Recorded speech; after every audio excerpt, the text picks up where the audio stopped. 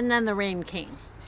So we have a staff member, Brianna, our children's minister, and we have a joke among staff that whenever Brianna plans an outside event, some kind of weather event happens. It all started because she listened to God, and we started Palms in the Park, going outside on Palm Sunday. And that first year, after much prayer and faith, it snowed. And so Brianna hasn't lived it down. It's not really her fault, but we just don't let her live it down. But so the rain has come upon us. But that might be kind of fitting for today's message, because no matter how much we plan for picnics at this time of year, outside weddings, whatever it is, there do come those days when the unexpected happens. And instead of the sunshine and great weather that we were planning for, something else occurs. And so it is with our life. Ecclesiastes 3 in the reading this morning, it tells us that there is a time and a season, a purpose, and that life is not always on the happy end, that there is a time to mourn, a time to dance, a time to sow, a time to reap. And if we would really let those words penetrate our hearts, we hear there is a rhythm.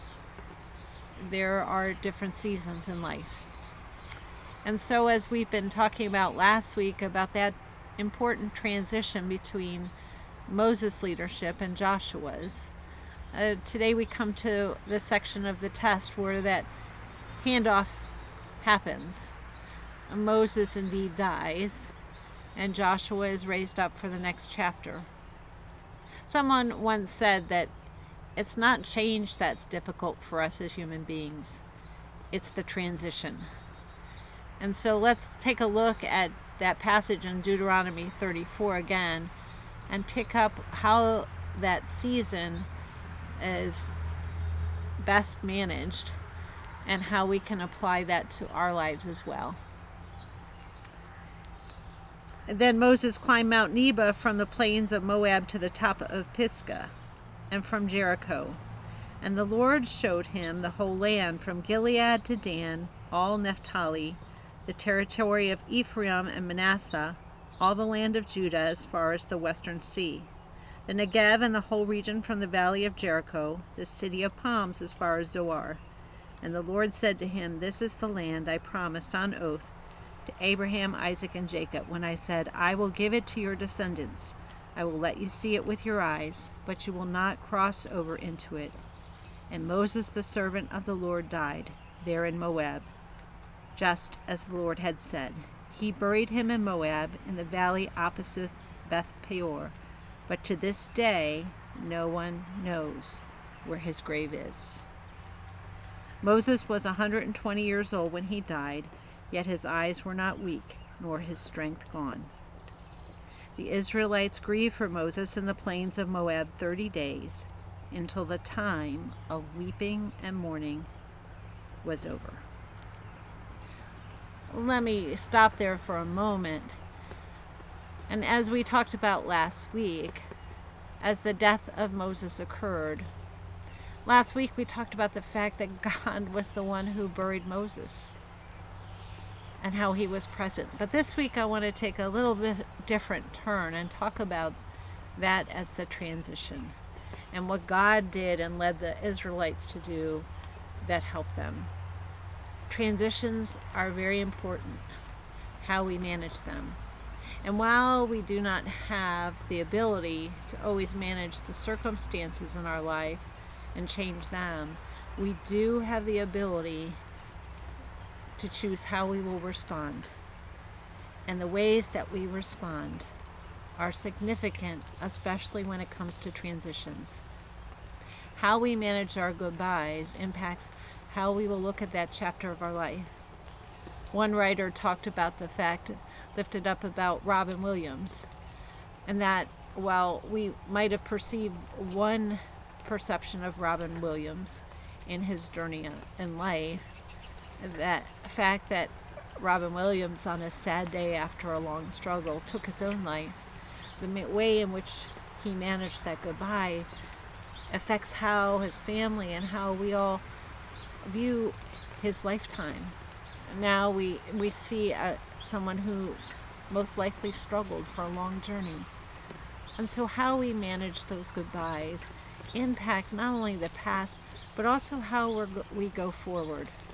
What we remember of that past chapter, and if we don't say goodbye to it, we risk bringing and carrying all those pieces that are not yet mended into the next chapter.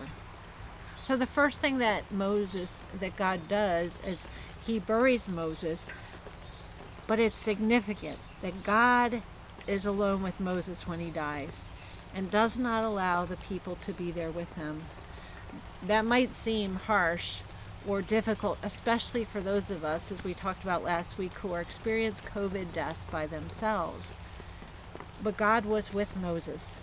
What's significant in our conversation this morning is that God did not allow the grave of Moses to be known.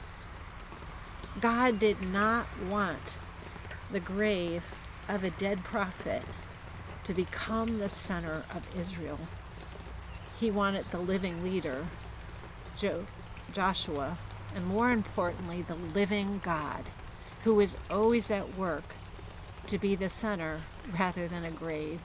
We who are Christian have to understand this, that our center is not in where Jesus was buried, a temporary holding place for 3 days, but the center of the Church of Jesus Christ is with the living Christ who is resurrected. I can imagine if God had allowed them to all stand and bury Moses, as wonderful a prophet as this record in Deuteronomy says he was, and allowed them to know where he was buried. It might have become a shrine or something that they had to keep at their center with them all the time. The reality is Moses wasn't there. He was very much alive, as we see him on the Mount of Transfiguration with Jesus later in the Gospels. Moses is no longer there, and God cannot allow them or allow us to put our center of our hearts and our souls and our families in something held in the past that is no longer there. That is a message for us in our transitions and also in our lives.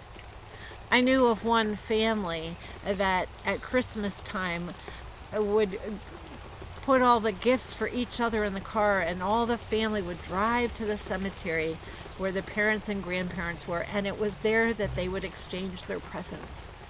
Never inhabiting each other's homes, but the cemetery and the graves of those who had passed became the center of their family. I know of another woman who, when going to a family reunion, was so enshrined in the past that she would take the cremains of her sister who had departed in the car, which only held 2 seats, and not allow her living husband to come with her.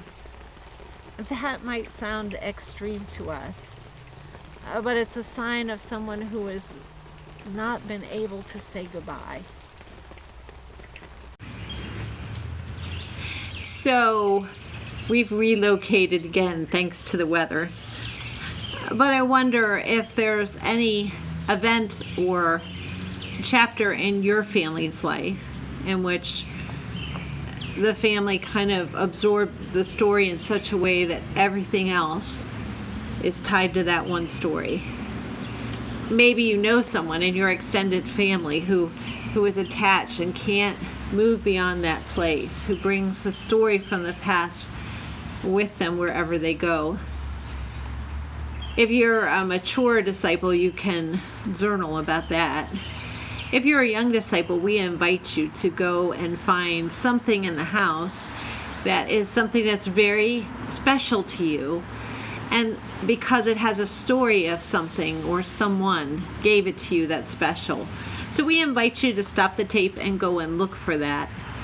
For mature disciples, maybe it's even something, a past event, a regret, or a conflict that happened in the past that you just can't let go. You can reflect upon that now.